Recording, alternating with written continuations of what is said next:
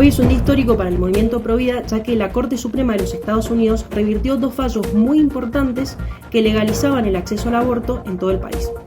¿Esto significa que el aborto vuelve a estar prohibido o va a ser prohibido de forma definitiva en Estados Unidos? No, por supuesto que no. En realidad, esta reversión de estos dos fallos, Roe vs. Wade de 1973 y Casey vs. Planned Parenthood de 1992, habían determinado que hasta las 24 semanas de gestación ningún estado norteamericano podía emitir leyes que restringieran el acceso de una mujer a un aborto. Sin embargo, esta reversión histórica, este fallo histórico es muy importante, ya que le quita rango constitucional al aborto. Es decir, por un lado, vuelve la decisión, es decir, la decisión de legalizar el aborto vuelve a cada estado y depende del pueblo y sus representantes. Sin embargo, al no tener un rango constitucional, el gobierno federal no puede obligar a ningún estado a legislar a favor del aborto, ¿sí? En 1973, Norma McCorvey, o más conocida como Jane Roe, apeló a la Corte Suprema de los Estados Unidos, a la Corte Federal, para acceder a un aborto. Lo que se terminó fallando ahí fue que ningún estado podía emitir leyes que restringieran el aborto durante el primer trimestre de embarazo, ¿sí? Es decir, lo que ha venido sucediendo, sobre todo en los estados pro vida, fue que han venido surgiendo determinadas leyes que limitan el acceso al aborto, pero a partir de las 24 semanas de gestación, ¿sí? En Casey vs. Planned Parenthood de 1992, ese primer trimestre se extendió hasta las 24 semanas, ¿sí? Que según los médicos se habla de la viabilidad del feto, es decir, que a partir de la semana 24 el bebé tiene más posibilidades de sobrevivir fuera del vientre de la mujer. Entonces, ciertos estados que son, por supuesto, que quieren proteger la vida del niño por nacer, solamente podían promulgar leyes que no violaran estos dos fallos de la Corte Federal, ¿sí?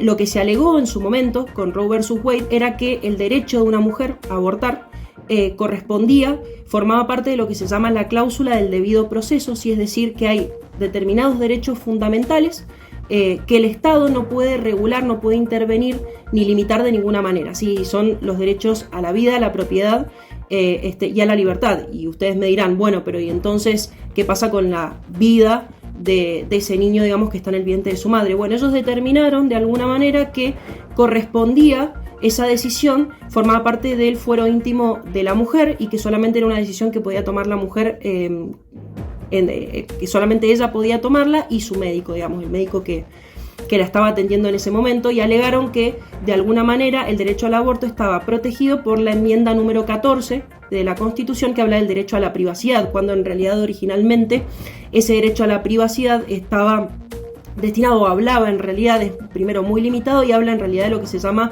la privacidad locacional o la libertad de expresión. No hablaba de privacidad decisional, es decir, la privacidad a la hora de tomar una decisión íntima, ¿sí?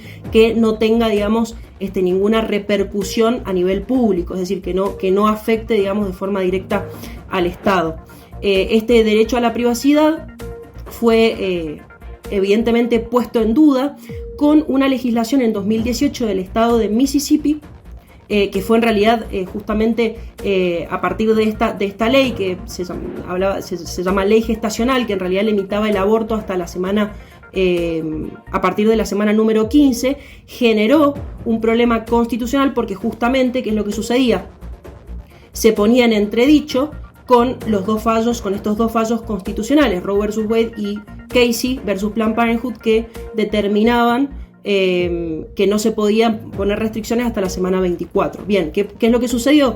Este caso se terminó apelando, ¿sí? Jackson versus Dobbs, que es, digamos, el caso por el que hoy terminó fallando la Corte Suprema y revirtiendo estos dos fallos anteriores. Este caso, que se apeló a la Corte Suprema, determinó que el derecho a la privacidad, que el derecho al aborto no forma parte del derecho a la privacidad de la mujer.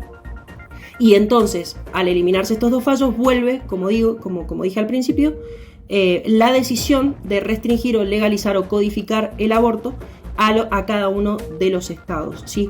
Esto, por supuesto, en realidad implica un gran avance para el movimiento pro vida, ya que sabemos que hay muchos estados, como el estado de Texas, que en 2021 sacó lo que se llamó la ley del latido de corazón, que básicamente impedía que una mujer abortara si en la ecografía ya se podía identificar el latido del corazón del bebé.